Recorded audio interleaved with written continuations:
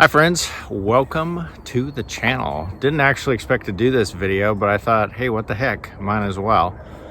And for some of my friends that mentioned that they're watching me on a big screen, I feel bad for you because generally I come out here in my scuffies and, you know, whatever, and work most of the day and freshen up in the evening when you don't see videos. But anyway, I didn't profile this install that I did down here at the end of the driveway. It's ghost controls on basically a tube gate, farm gate, to have the option of closing the driveway when we want to, in the evenings, overnight, whatever.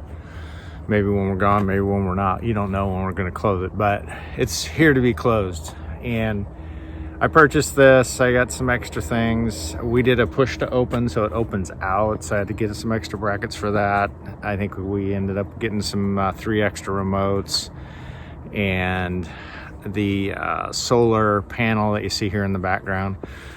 This was kind of all my idea of how I wanted this to lay out. I kind of did kind of a H-brace kind of thing to kind of give the gate a little bit more body and structure. And we'll take another glimpse at it here from another angle here in a minute. But the purpose of this video is not to necessarily profile the gate, although I've been happy with it. I know there's kind of mixed reviews with some people, but I've talked to their customer service and the setup is pretty much foolproof.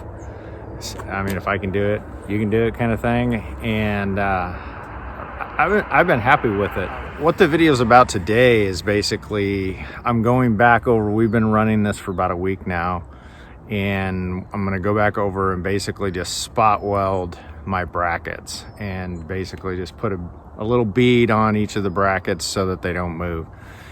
That's a common problem with these farm gates, is you put the brackets on and then they slowly flex with time, particularly if you have a bracket where gates pushing, pulling, and so on. It's going to start moving. I think that just happens. I am not a professional welder. You're not supposed to weld on galvanized metal, and I'm not going to really be calling this welding. I'm actually just going to be putting a little spot weld to keep the brackets from moving is my plan. So that's what the video is about today. I put my Predator generator that we've had for a year in the shop. It's got year-old gas with treatment, non-ethanol, all that good stuff. And I'm gonna fire it up and run my little tiny Harbor Freight welder. So we'll see how it all goes. Thanks for stopping by, I appreciate it. Okay, so I ran this empty back in May. As far as the carburetor part of it, I just put the fuel, turned the fuel back on, put the choke on, and we're gonna try this electric start, see how it goes.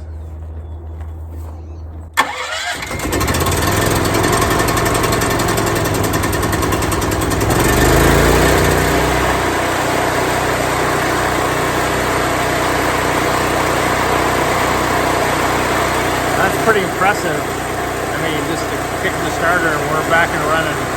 Haven't ran it since May.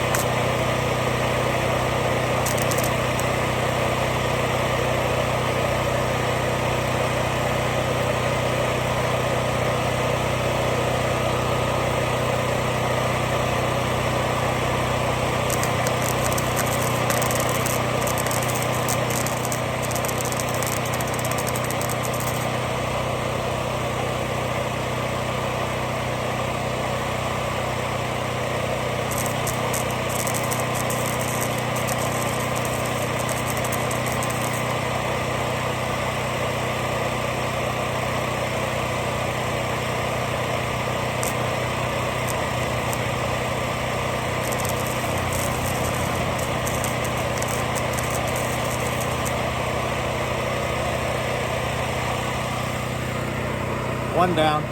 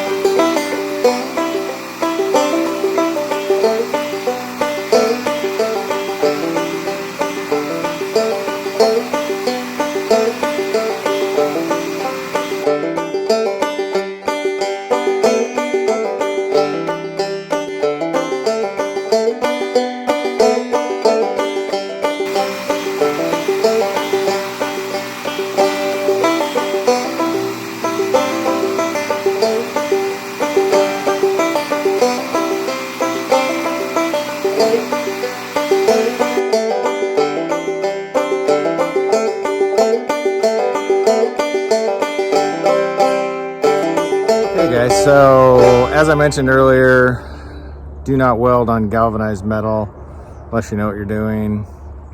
Do your own research.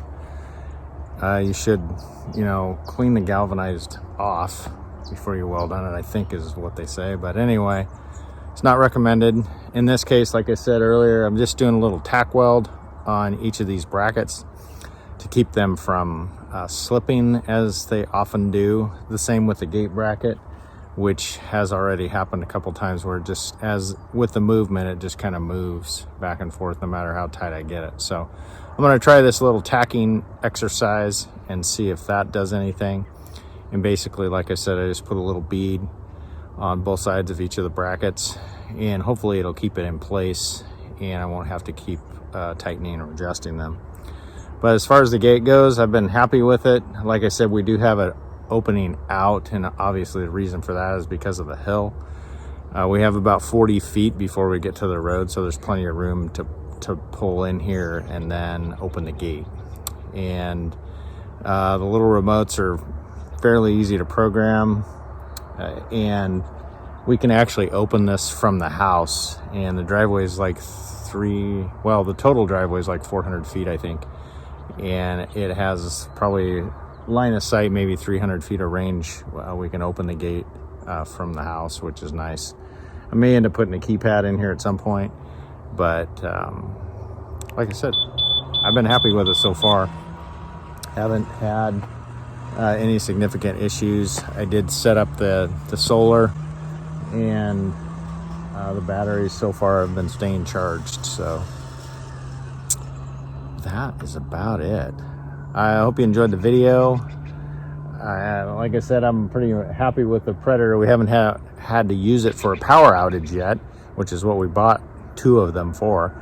But it's nice to do it for these types of projects too. So thanks for stopping by. Take care of yourselves, and we'll talk to you soon.